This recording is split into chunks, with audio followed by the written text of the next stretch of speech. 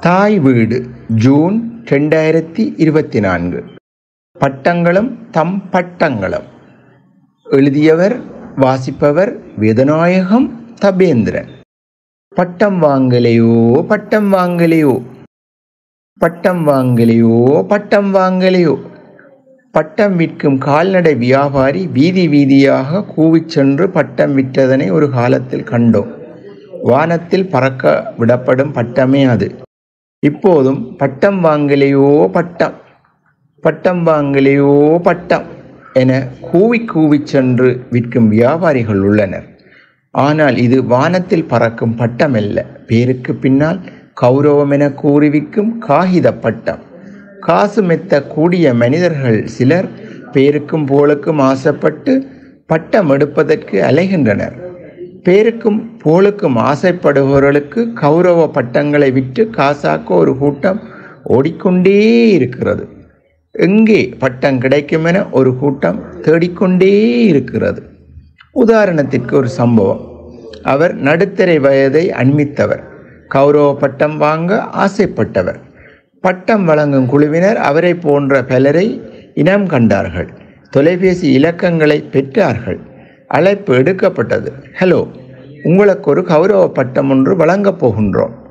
தங்களது திறமைகள் மேன்மைகள் என்னென்னவென மனம் மகிழக்கூடியதாக ஒரு பட்டியல் போட்டனர். கேட்பவருக்கோ மனம் நிறைந்த புளுகம். தனக்கு மிகவும் சந்தோஷமாக இருக்கிறது என்றார். தொலைபேசி அழைப்பு எடுத்தவர் சொன்னார், எங்களுக்கு உங்களைப் போல நாடு முழுவதும் இருந்து 1000 விண்ணப்பங்கள் கிடைத்துள்ளது. அதனால் நாங்கள் ஒரு நடுவர் குழுவை வைத்து தகுதி முன்னுரிமை அடிப்படையில் 25 பேரை தெரிவு செய்ய உள்ளோம்.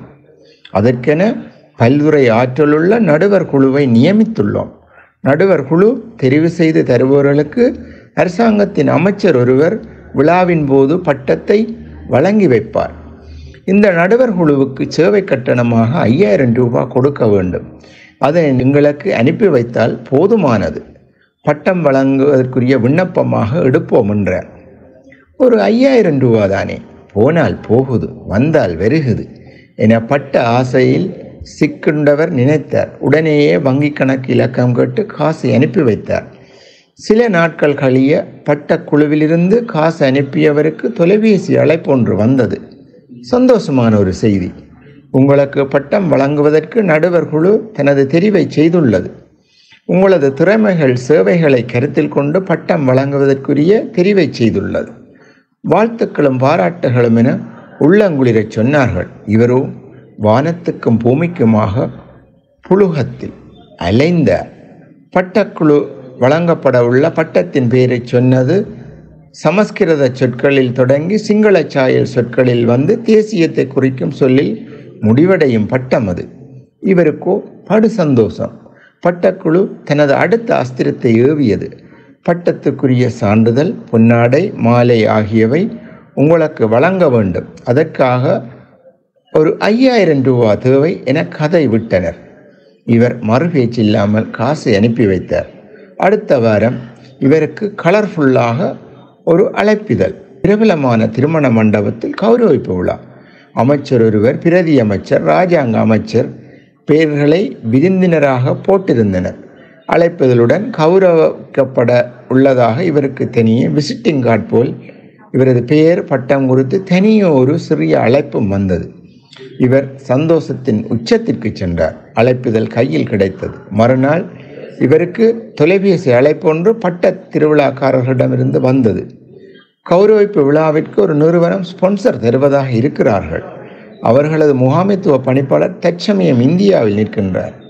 அவர் வந்தவுடன் விழா ஸ்பான்சர் காசு தந்து விடுவார்கள். அதனால் அது கிடைக்கும் வரையுள்ள தேவைக்காக ஒரு 5000 ரூபாய் வீதம் பட்டம் பெறுவோர் தந்தால் நல்லது. விழா ஸ்பான்சர் காசு கிடைத்ததும் உடனேயே உங்களது காசை திருப்பி தந்து விடுவோம் என்றார். இவர் என்ன செய்வது? ஏற்கனவே 10,000 ரூபாய் விட்டாச்சு. காசு திரும்ப வரும் தானே. நாட்டின் பெரிய அமைச்சர்கள் அல்லவா எனக்கு பட்டம் தரவிருக்கின்றனர். அதனால் கொடுப்போம் என காசை அனுப்பி வைத்தார். விழா நாள் வந்தது. இவர் கோட் ஷூட் போட்டு இனசனங்களை எல்லாம் அழைத்து சென்றார். பட்டம் பெறுபவர்கள் வரிசையில் இவரும் இருந்தார். ஆள்களை எண்ணி பார்த்தார். 100 பேர் அளவில் வரும். 25 பேருக்குத்தானே பட்டம் என்றனர். இது என்ன 100 பேர் என மனதுக்குள் சங்கடப்பட்டார். சொன்ன நேரத்திற்கு அமைச்சர்கள் வந்தனர். விழா கோலாகலமாக களை கட்டியது. இவருக்கு பட்டம் வழங்கப்பட்டது. இனிமேல் உங்களது பெயருடன் இந்த பட்டத்தையும் சேர்த்துத்தான் எழுத வேண்டும் என விழா தலைவர் அறிவித்தார். பட்டம் வழங்கும் நிகழ்வு முடிந்தது. விழா செலவுக்கென வாங்கிய 5000 ரூபா காசு கேட்டு தொலைபேசி அழைப்பு எடுத்தார். அந்த இலக்கத்துடன் தொடர்பு கொள்ள முடியவில்லை. இவர் கணக்கு பார்த்தார். 15000 ரூபா படி 15 பேரிடம் 15 லட்சம் ரூபா காசு சேர்த்தார்கள்.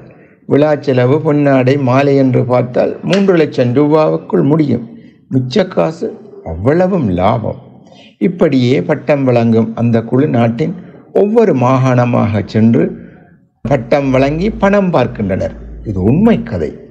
இப்படியான வியாபார அமைப்புகள் கூட பட்டம் வழங்காமல் தமக்குத்தாமே பின்னாம்பிரிய பட்டம் வழங்கி சொல்லுக்கு சொல், எழுத்துக்கு எழுத்து என்று பட்டம் வழங்குவோர் சிலர் உண்டு.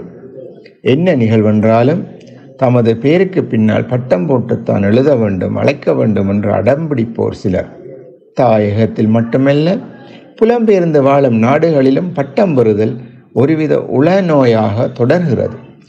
$250 கொடுத்தால் பட்டம் கிடைக்கும் என்கின்றார் ஒருவர் இன்னொருவருக்கு பட்டம் வழங்க, அந்த இன்னொருவர் இவருக்கு பட்டம் வழங்கவென பண்டமாற்று பட்டம் வழங்குதலும் உண்டு. ஒரு வகையில் சொல்ல போனால் ஆளுக்கால் மாறி முதுகு சொறியும் முறையின் எனலாம். தாயகத்தில் பட்டங்களை அதிகம் வழங்கும் நிலையங்களாக கோயில்களே உள்ளன.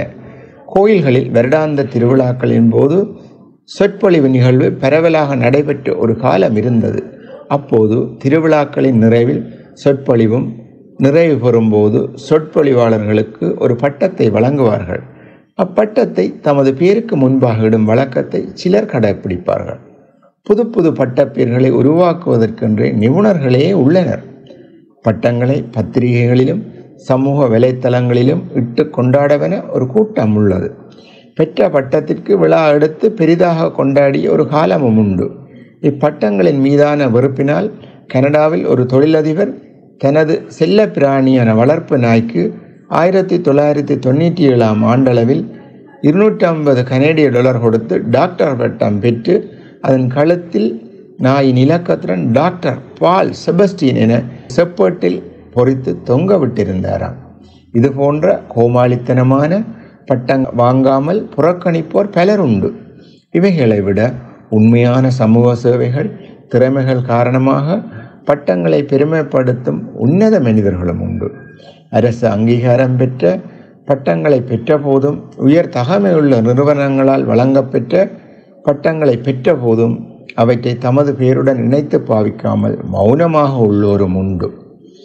பல்கலைக்கழகங்கள், உயர்கல்வி நிறுவனங்கள் திறமை அடிப்படையிலும் உயர் தகமை அடிப்படையிலும் பட்டங்களை வழங்குகின்றார்கள்.